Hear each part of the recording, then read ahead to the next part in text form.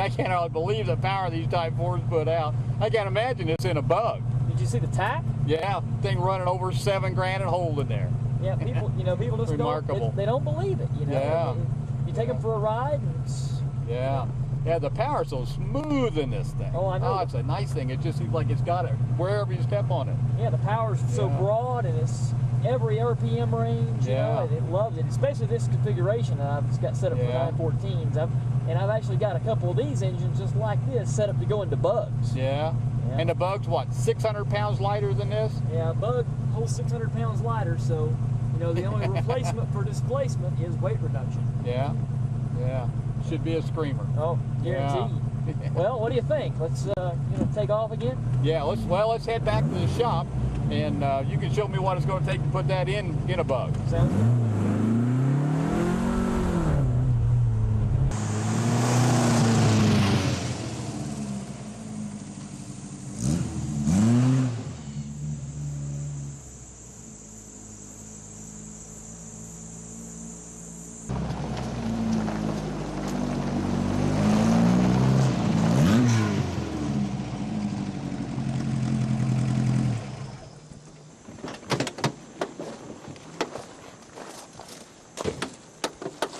No doubt about it, the Type 4 motor sure pushes this car down the road, doesn't it? Oh yeah, it really does.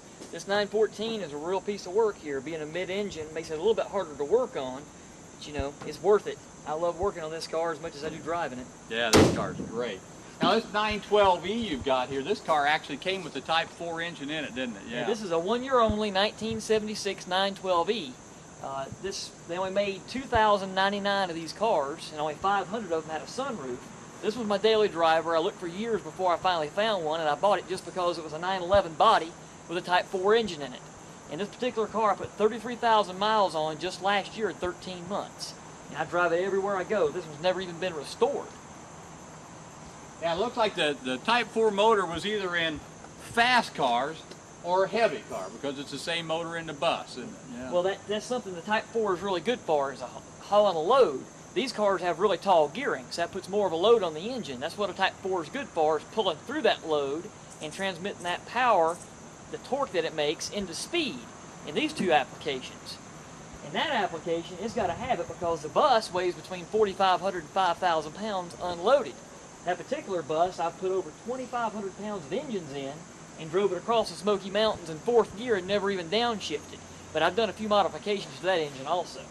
Okay, let's go inside and show me how to put one of these engines in a Bug. Sounds good. Let's do it.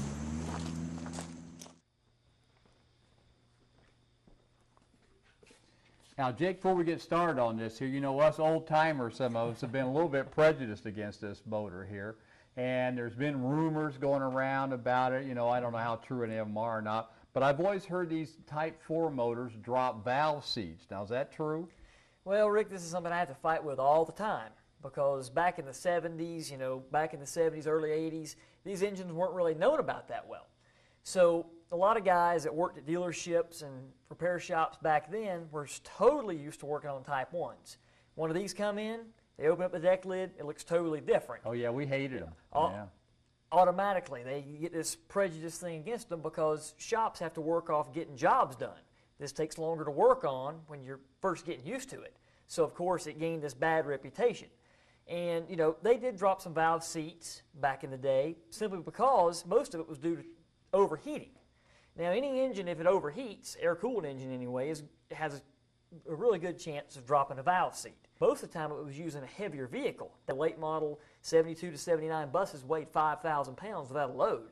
Of course, at 67 horsepower, it's going to run a little bit hotter. They had a few inefficiencies in the design of their cylinder heads, also the interference fit of the valve seats, and the material of the valve seats.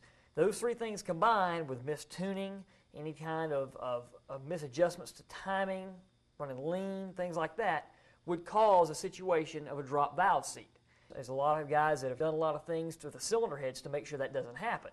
But I really want to stress that you're not going to drop a valve seat, even on an original engine, especially with a low valve spring tension that they had, unless the engine overheats. That's the only time it's ever going to drop.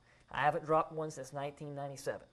Well, I've heard these engines do run hot, though. I mean, do they have a tendency to overheat because it's a bigger motor? Well, it's a bigger engine, but at the same time, this engine has 23% more surface area, meaning it has that much more ability to use its cooling air more efficiently. Most of the time it was using a heavier vehicle. That's the only reason why it ran hotter. Now, I've heard sometimes they crack the heads. Is that the same heat problem, you think? Or Well, it's all, 99% of it has to do with tuning.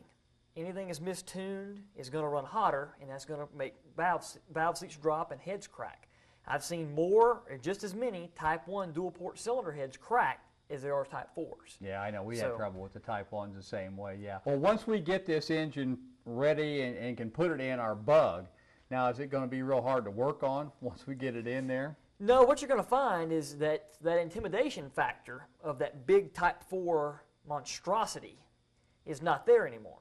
This engine is going to look simpler, it's going to be simpler, it's going to be easier to get to certain things, it's going to be easier to get the cooling system apart. It's basically just as simple, if not more simple, in design, especially using the cooling system that we're going to be using, than the Type 4 was, or even the Type 1 was from the factory.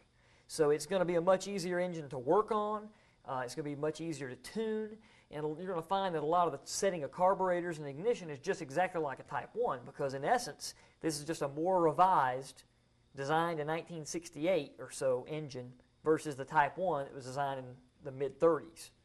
Okay, right. Well, how about showing me some of the parts it's going to take then to make this conversion so we can put this in our Bug? Sure.